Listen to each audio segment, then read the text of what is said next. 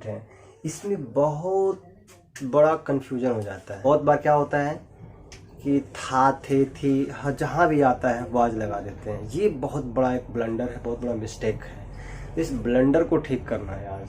जितनी भी ये कंफ्यूजिंग वर्ड्स है, जितने भी कंफ्यूजिंग सेंटेंस हैं, उनको आज बिल्कुल क्लियर करेंगे और बिल्कुल आज के बाद वो कंफ्यूज नहीं करेंगे। क्लियर?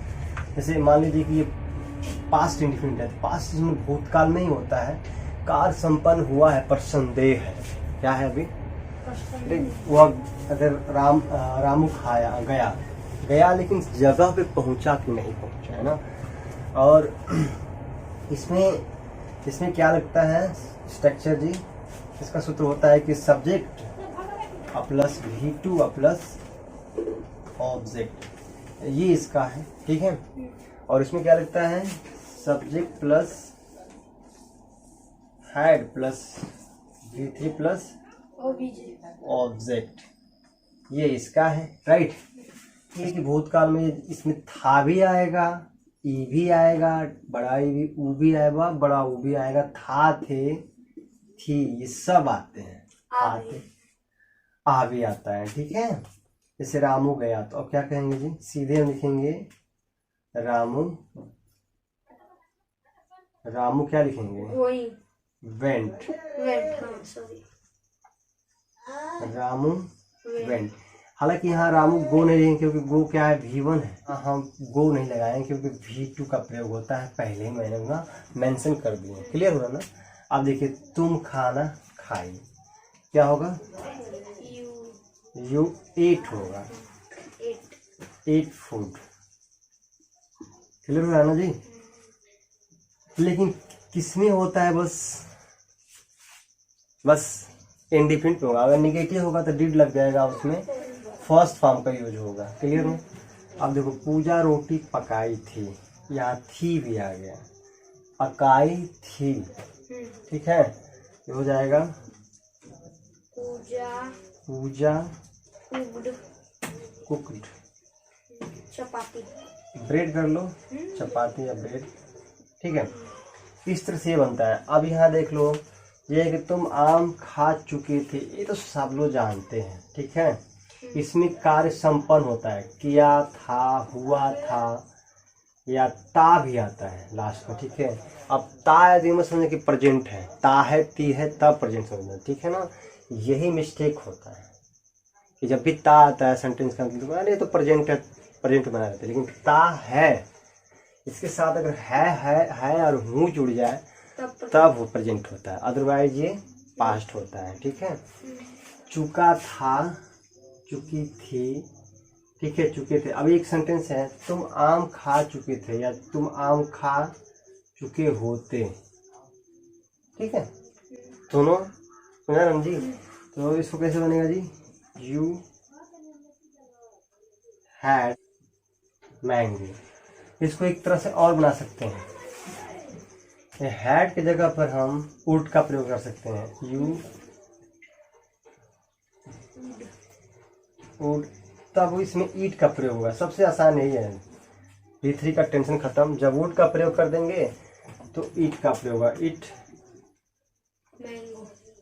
मैंगो। क्लियर हो रहा है ना जी?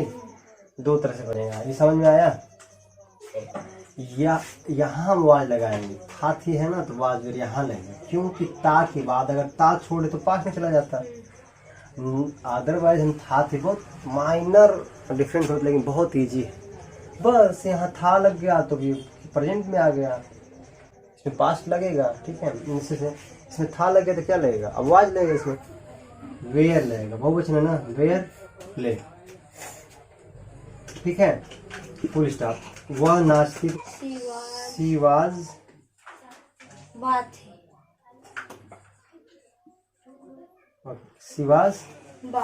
बात, ठीक है।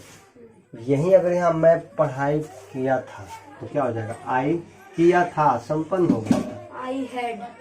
आई हैड, यहाँ कार्य क्या हो रहा है? संपन्न। मैं पढ़ाई, रीड का तीनों फॉर्म रीड होता है। देखिए, काश आ गया तो काश की छोड़ो, तुम नहाते, काश के लिए आई विश होता है, इसको छोड़ ही दो। काश लगा, जब भी काश आई बीच लगा दो, काश तुम नहाते थे, यू क्या हो जाता है? You bathed. यू वुड भी लगा सकते थे यहाँ, वुड बात सिंगल लगा सकते थे। यहाँ अगर हेड लगता क्या लगाते, हेड लग गया तो क्या लग जाता है? ये बाथेड हो जाता है। बाथेड।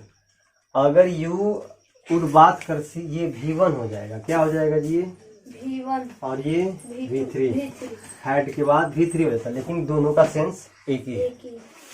राधा खाना पकाती थी। ऐसा भी सेंटेंस आता है कि जो भूतकाल की जो आदतें, जो हैबिट है, वो दर्शाता है। उसमें भी था, थे, थी लगता है, इसके लिए आवाज लगा देते हैं। जैसे सलोनी झूठ बोला करती थी, उसकी आदत है।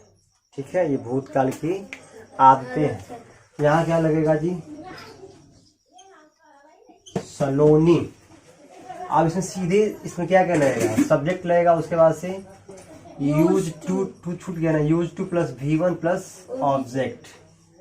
तो सब्जेक्ट क्या है? सलोनी। उसके बाद से यूज टू, यहाँ कोई हेल्पिंग वर्ब नहीं लगेगा। यूज टू क्या हो जाएगा? और क्रिया का पहला झूठ बोलना, टेल ए लाई। ठीक है, सलोनी झूठ बोला करती थी।